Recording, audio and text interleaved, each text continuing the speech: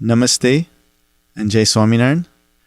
We've been looking at numerous shastras in this series. This time we'll be diving deep into the Shrimad Bhagwat Puran. Of the numerous shastras in our library of Hinduism, Vyasji is considered the OG, the original guru. He is the one who has written most of the shastras in our Hindu library. He wrote the 18 Purans describing the Ishvar avatars and the various devs that control this universe for Bhagwan, of which the 18th Puran is known as the Shrimad Bhagwat Puran. Bhagwan Swaminarayan even refers to the Shrimad Bhagwat Puran on several occasions during his talks that are referenced in the Shastra of the Swaminarayan Sampradaya, the Vachnamrit. The Shrimad Bhagwat Puran consists of 18,000 Sanskrit verses called shloks, split into 12 sections. Each section is known as a skand. Then there are chapters within each skand. The Sanskrit verse that we sang at the beginning as a Mangalacharan prayer is from the 21st chapter within the 10th skand of the Shrimad Bhagwat Puran. And this chapter, where this shlok is famously known as Venu Geet. Venu means flute, and Geet means song. So Venu Geet is the song of the flute. This specific verse describes Ishvar avatar Sri Krishna Bhagwan entering into the Vrindavan forest while playing harmonious melodies on his divine flute. It's particularly famous and important for many reasons. One being, the famous Sant Shukdevji hears it while he's running through the forest. Shukdevji is running from home, finally able to escape lockdown, and just wants to get away and not be bound down by anyone or anything. But while he's running through the forest, he hears young students who are gathering logs for their homeschooling class singing this verse along with several others. Ironically, they're singing verses that were taught to them and written by Shukdevji's father, Vyasji. Hearing this verse, Shukdevji experiences an immense amount of joy. Joy that until now he did not experience even from the knowledge of the Atma, his true self.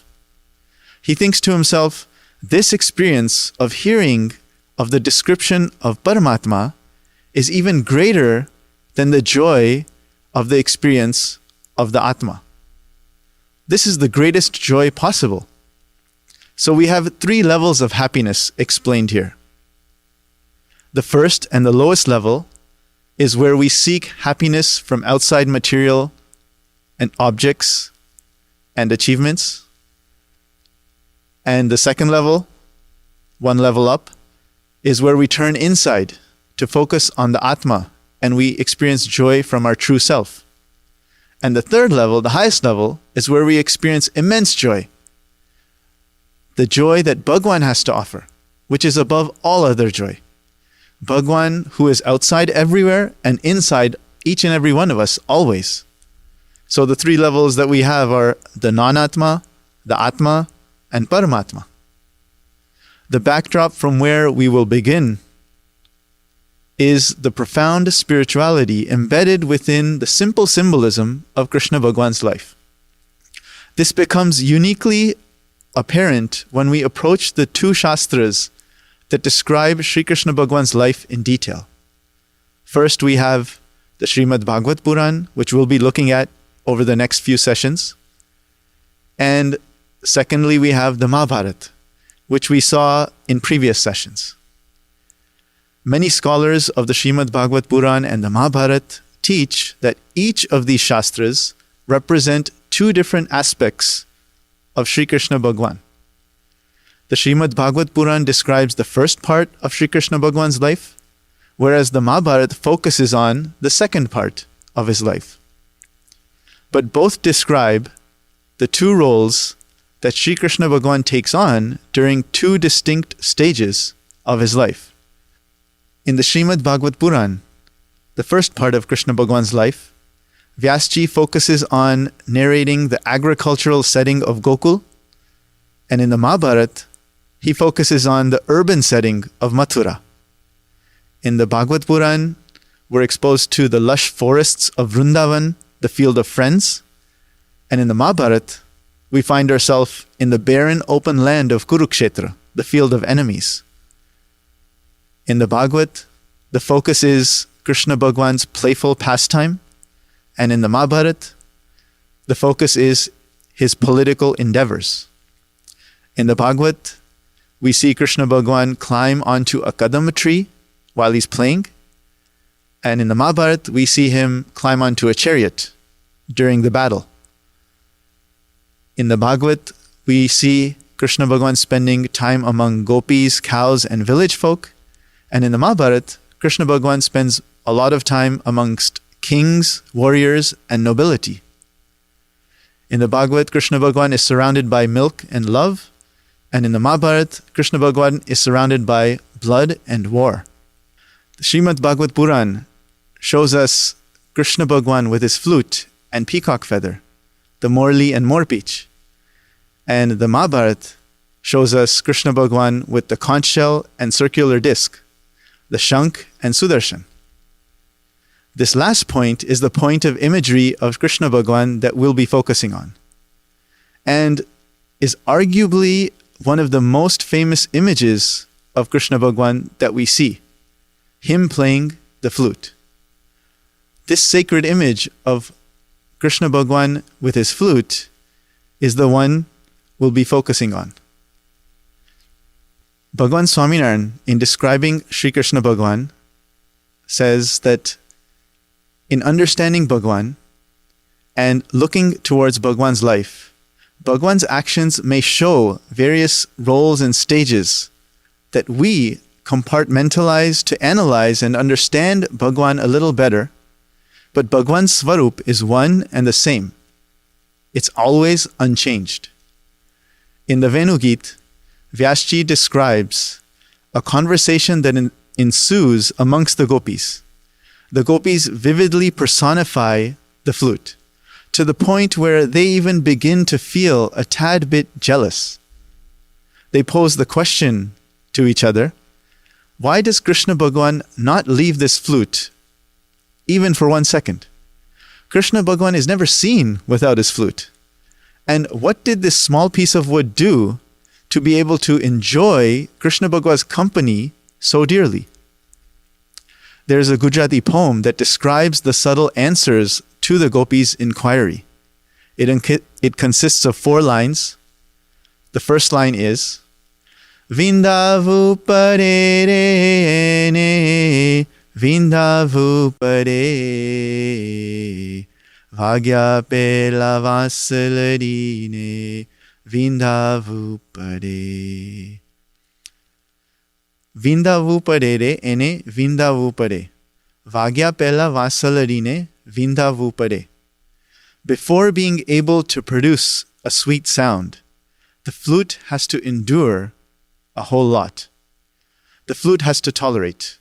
Before it can be sent to Sri Krishna Bhagwan, the flute has to tolerate before it can send people into a musical trance. So first, we'll look at the virtue of tolerance that is necessary to please Bhagwan. Even to live harmoniously in our own homes, a little bit of tolerance is required. The challenge is sort of like if you were to buy a toy train for your child or your young cousin. We go to the store, we dish out the cash, we take the item and bring it home, and then our eyes catch the small fine print on the box that says, batteries not included. Just like any relationship.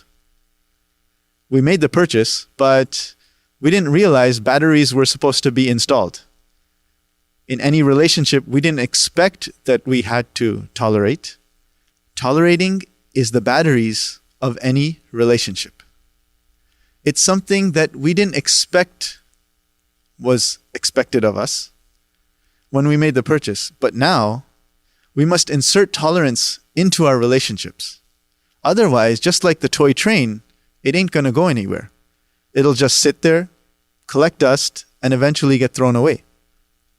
The relationship of two depends upon the tolerance of one, whether it's between siblings, husband and wife, parents and sons and daughters, between grandparents and grandchildren. And now, in this time of COVID-19, when we're spending much more time than required with our loved ones, this virtue of tolerance is actually become a necessity. Sometimes it's us who are tolerating others, and sometimes it's others who are tolerating us. My guru and the guru of BAPS, Mahan Swami Maharaj, insightfully guides us and says, it's we who should be tolerating others, instead of others having to tolerate us. What does this mean, to tolerate? And how can we learn to tolerate a little bit more? This is explained in the second line of the Gujarati poem. Vagadani vatene tap karyata Shiyaro unaro ene chomasu nare Vagya pela vasalarine Vindhavu pare. Vagadani vate ene tapa karyata Shiyaro unaro ene chomasu nare. Shiyaro, unaro, and chomasu. The three seasons of winter, summer, and monsoon. The bamboo plant is minding his own business, but quickly realizes it has to learn to tolerate the changing weather and can't do anything about it. Just like we have to learn to accept the changes that take place outside of us, the things that are out of our control. Sri Krishna Bhagwan says to Arjun in the Shrimad Bhagwat Gita, Matra sparshastu konteya, shitoshna sukha dukhada, agama paino nityas, tan stitikshasva bharata. He says to Arjun, tan stitikshasva, learn to tolerate. What does Arjun need to tolerate in the battlefield? Krishna Bhagwan explains, anityaha. Everything around you in this world is constantly changing. It's temporary. And it's out of your control. Shitoshna agama painoho. Just like the seasons of winter and summer, they come and go. Sukha dukkada. In the same way, all the joy and sorrow that you feel and experience comes and goes. That's what you need to tolerate. So, there are things out of our control, but our emotions and feelings towards them are the things that are constantly changing, and we need to be able to handle them. So Krishna Bhagwan is explaining to us that you can't control what's happening to you, but you can control the reaction of what's happening to you. So don't get too excited when things are going your way, and don't get too upset when things are going the other way. One day your mom makes you pizza and chili paneer, and the next day she may make you karelanu shak. Good things happen, bad things happen. Sometimes you get what you want, and sometimes you get what you definitely don't want. The Gujarati poem uses the word nade. In other words, obstacles come, and they will come, but they become a challenge, and they can be seen as a challenge to improve. Tolerating is a challenge, but it's referred to in our Shastras as tap. It's a penance. In other words, you grow from it. Sort of like exercise. If you exercise regularly, that is. Even at home, you can exercise regularly. But it's not the most pleasant experience initially. It's time-consuming. And you're sweating by the end of it. You're tired afterwards. But if you do it regularly with a positive mindset, you know that this exercising is making you stronger. It's making you healthier. So just as penance makes you stronger, and exercising makes you stronger, tolerating makes you stronger, just like exercise. We have to gradually try and increase our threshold of tolerance. You have to continuously work on your tolerance muscles, just like exercise. And that's why tolerance, when you think of it positively, is called fortitude. The root word of fortitude is forte, which is a French word and also Italian word, which means strength. Tolerance is for the strong. Even in music notation, when we write a small f, or if you see a small f when you're playing music, the small f means forte, which means when you see this small note, this small letter underneath the note, you have to play that note a little bit loudly, or rather, strongly. And if you see two f's next to each other, that means fortissimo, which means that note needs to be played very strongly. And when you see three f's next to each other, that's fortissimo, which means very, very strongly. Even in English, when we say playing football is not his forte, but playing video game football is his forte. And during this lockdown, maybe people have turned to learning how to cook. So we would say cooking is not his forte, but eating is his forte. And sleeping definitely is his forte.